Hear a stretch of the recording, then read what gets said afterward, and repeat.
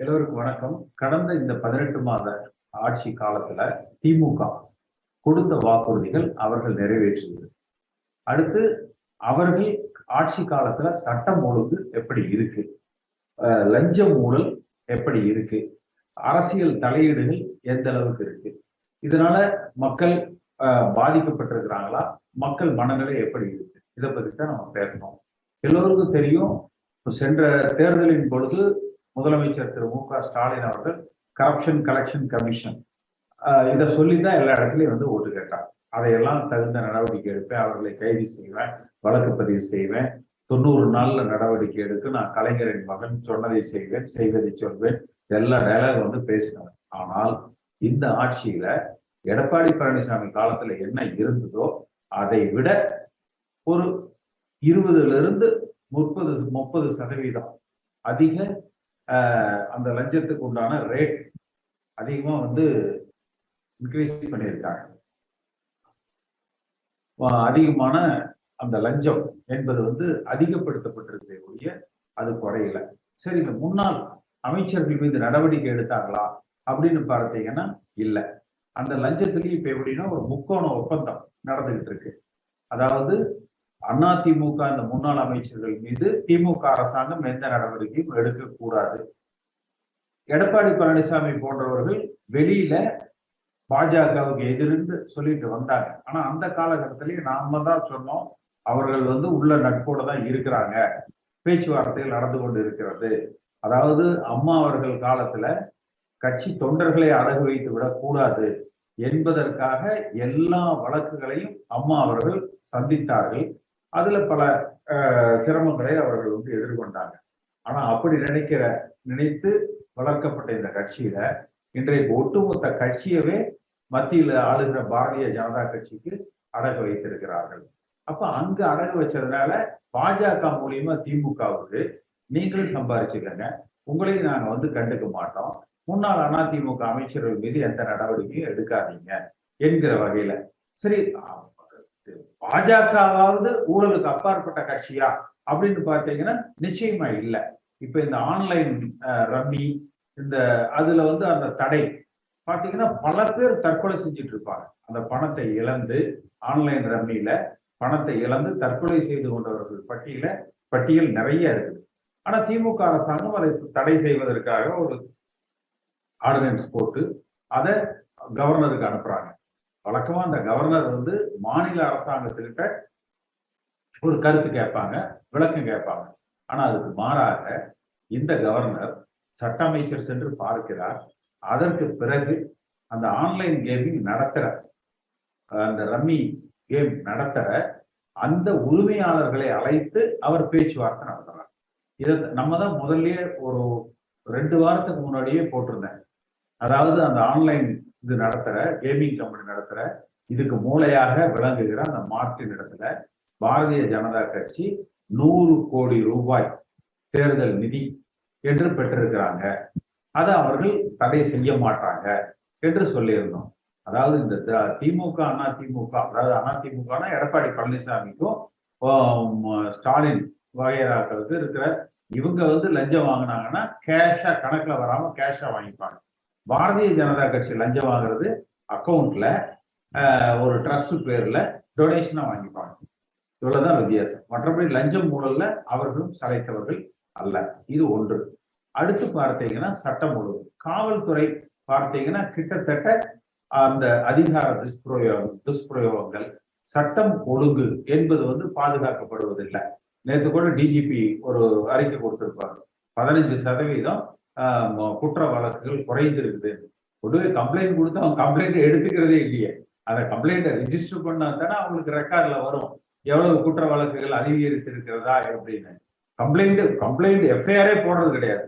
அப்படியே எஃப்ஐஆர் போட்டாலும் அது பேர்ல எந்த நடவடிக்கைகளும் எடுக்கிறது கிடையாது. காவல்துறையில பெரும்பாலான அந்த டிஎஸ்பி, இன்ஸ்பெக்டர் அந்த லெவல்ல இருக்கிறவங்க கட்ட பஞ்சாயத்து தான் அதிகமா பண்றாங்க.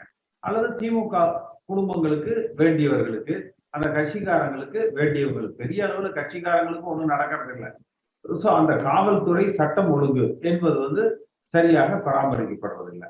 அதே போல அந்த சரி அவங்க அறிவித்த திட்டமெல்லாம் செயல்படுத்தி இருக்கிறாங்களா அப்படின்னு பார்த்தா நிச்சயமாக இல்லை. மகளிருக்கு 1000 ரூபாய் கொடுக்குறேன்னு சொல்லி சொன்னாங்க. அது ஒரு பட்டியல் போட்டோம்னா நிறைய இருக்கும். உதயநிதி சொன்னாரு, நீட்டை ஒழிக்கிற ரத்து செய்கிற ரகசியம் எங்களுக்கு தான் தெரியும், நாங்க ஆட்சிக்கு வந்த உடனே செய்து விடுவோம் என்று ஒத்த செங்கல் எல்லாம் காமிச்சு சொன்னாரு. இப்ப அவர் அமைச்சராகிறதுக்கு தான் முயற்சிகள் நடக்குதே ஒழிய நீட் ரத்து செய்வதற்கு எந்த விதமான முயற்சிகளும் நடக்கிறது இல்லை. இது மாதிரி பட்டியல் போட்டா நிறைய இருக்கும். அப்ப அந்தந்த பகுதியில யாரெல்லாம் பாதிக்கப்பட்டிருக்கிறீங்களோ, இந்த அரசாங்கத்தால, அவர்களது செயல்பாடுகளால, அரசு அதிகாரிகளால் உங்களுக்கு என்ன பிரச்சனைகள் ஏற்பட்டிருக்குதோ அவைகளை நீங்கள் தெரிவிக்கலாம். அதே மாதிரி பார்த்தீங்கன்னா அதிமுக யாருக்கு சொந்தம், இரட்டை இலை, இந்த வழக்கு, இது மறுபடியும் பாரதிய ஜனதா கட்சி இதுல அவர்கள் நாட்டாமை செய்வதற்கு அவங்க பஞ்சாயத்து பண்ணி ஒன்று பாஜகவோடு கூட்டணி என்கிற முடிவை ஏற்படுத்தி கொள்ள வேண்டும். அது கிட்டத்தட்ட எடப்பாடி பழனிசாமி கட்சியை அடகு வைக்கிறேன்னு சொல்லிட்டாரு. பன்னீர்செல்வம் பாஜகலே கிட்டத்தட்ட அவர் சேர்ந்துட்டார், ஐக்கியமாயிட்டார். அப்ப சாதி, மதம், மதவாதம் இதை நோக்கி அதிமுக, ஊழல், லஞ்சம் இதையெல்லாம் நோக்கி அதிமுக பயணித்துக் கொண்டிருக்குது. அதிமுக எடப்பாடி பழனிசாமியும் பன்னீர்செல்வம். அப்ப நம்முடைய பயணம் என்பது இந்த இயக்கத்தை உருவாக்கிய புரட்சி தலைவர் எம்ஜிஆர் அவர்களும் அதை வளர்த்த அம்மா அவர்களும் சாதிக்கும் மதத்திற்கும் அப்பாற்பட்ட இயக்கமாக இதை எடுத்தாங்க. அந்த வழியில எம்ஜிஆர் அவர்களது கொள்கையை இந்த இயக்கம் ஆரம்பிக்கப்பட்டது லஞ்சத்துக்கும் ஊழலுக்கும் அப்பாற்பட்ட இயக்கமாகத்தான் இது ஆரம்பிக்கப்பட்டது. அப்ப அந்த லஞ்சத்துக்கு அப்பாற்பட்டதாக இருக்கணும். பிடிக்கிற தொண்டர்கள் முடிவெடுப்பவர்களாக இருக்கணும். அந்தந்த பகுதியில் இருக்கிற மக்களுக்கு ஏற்படுகிற பிரச்சனைக்கு நம்மால் ஆன உதவிகளை அவர்களுக்கு செய்யணும். அந்த நோக்கத்துல உண்மையான புரட்சி தலைவர் எம்ஜிஆர் ஆட்சியை அமைப்பதற்கு உண்டான பயணத்துல நாம் இருக்கோம். ஒன்றுபட்ட அதிமுக தேவை. அந்த ஒன்றுபட்ட அதிமுக இருந்தால்தான் நம்ம ஒரு ஆளுகிற கட்சியாக அதிமுகவை நம்ம உருவாக்க முடியும். ஆனா அது பாரதிய ஜனதா கட்சியினுடைய கூட்டணி இருக்கக்கூடாது. இல்ல, அதாவது பிஜேபியோட கூட்டணி இல்லைன்னா இந்த முன்னாள் அமைச்சர்கள் ஓபிஎஸ், எடப்பாடி பழனிசாமி, தங்கமணி, வேலுமணி இவங்களை எல்லாம் பிடிச்சி உள்ள போட்டுருவாங்க. இவங்க பண்ண ஊழலுக்கும் பதுக்கின பணத்துக்கும் இவங்களை எல்லாம் பிடிச்சி உள்ள போட்டுருவாங்க. அதனால அதிமுகவுக்கு ஓட்டு போடுற ஆளுகளும் பிஜேபி கூட்டணி வேணாங்கிறாங்க, அதிமுக தொண்டர்களும் பிஜேபி கூட்டணி வேண்டாங்கிறாங்க. இந்த முன்னாள் அமைச்சர்கள் இப்ப பொதுக்குழு உறுப்பினரா இருக்கிறவங்க இவங்கதான் பன்னீர், அதுல எல்லாம் ஒன்னா இருக்காங்க. சசிகலா, தினகரன், ஓபிஎஸ், எடப்பாடி பழனிசாமி இவங்க எல்லாருமே பாத்தீங்கன்னா பிஜேபி கிட்ட காலில் விழுகிறதுல, அடமானம் வைக்கிறதுல உறுதியா இருக்கிறாங்க. ஆனா கட்சியில ஓட்டு போடுறவங்களும் தொண்டர்களும் பிஜேபி வேணாங்கிறாங்க. அதைத்தான் நம்ம அந்த பிஜேபி இல்லாத, கூட்டணியில் இல்லாத ஒரு அதிமுகவை நம்ம கட்டமைக்கணும். கட்டமைச்சு அவங்களே இந்த பக்கம் இழுத்துட்டு வரணும். இலவச மின் இணைப்புன்னு சொல்றாங்க. ஆனா 1 லட்சம் ரூபாய் பணம் வாங்கி இருக்காங்க. ஒரு இலவச மின் இணைப்பு கொடுக்கறதுக்கே காசு 1 லட்சம் ரூபாய், 60,000 இருந்து 1 லட்சம் வாங்கி எடுத்தா இலவச மின் இணைப்பே கொடுக்குறாங்க. 1.5 லட்சம் கனெக்ஷனுக்கு கணக்கு கொடுப்பாருங்க. 10,000 இருந்து 15,000 கோடி வரும். யூஜிசிலேயே பாத்தீங்கன்னா பிஹெச்டி படிச்சவங்க eligible to be a teaching faculty. அதே மாதிரி ஸ்லெட் நெட் இருந்தா eligible to be a teaching faculty. இப்ப ஸ்லெட் நெட்டுங்கிறது எப்படி ஒரு பையனை நீட்டுக்கு மெடிக்கலுக்கு எடுக்கிறாங்களோ அது மாதிரி ஒருத்தர் ஃபிட் ஃபார் டீச்சிங் ப்ரொஃபஷன் அப்படிங்கிறதுக்கு தான் காலேஜ் ப்ரொஃபஸர்ஸுக்கு ஸ்லெட் நெட் வச்சு எடுக்கிறாங்க. இதை தாண்டி இவங்க ரிட்டன் எக்ஸாம், இன்டர்வியூங்கிறது பணம் கலெக்ஷன் பண்றது.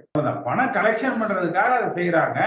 ஆட்சி பொறுப்பு முதலமைச்சர் ஆனவுடன் 120 நாளுல 90 நாள் ஏதோ ஒரு நாளெல்லாம் குறிச்சாரு. தனியா போனோம்னா இன்னைக்கு முதலமைச்சர் சந்திச்சாருன்னா உடனே டிவில எல்லாம் இவர் திமுகவில் சேருகிறாரான்னு போட்டுருவாங்க. சென்னையில கோட்டையை நோக்கி அப்படின்னு சொல்லி வச்சு ஒரு 5,000 பேர் 10,000 பேர் நேரா முதலமைச்சர் போய் இந்த கோரிக்கை எல்லாம் வலியுறுத்தி செய்யுங்கன்னு கேட்டுருவோம். இந்த பிரச்சனை இருக்கிறவங்களை எல்லாரையும் ஒன்று திரட்டி நம்ம நேரா கோட்டையை முற்றுகையிடுகிற அந்த நடவடிக்கைகள்ல இந்த அரசாங்கத்துக்கு எதிராக மக்கள் நலன் சார்ந்த விஷயங்களுக்காக களத்துல இறங்கி போராடுற பணிகளை நம்ம செய்வோம்.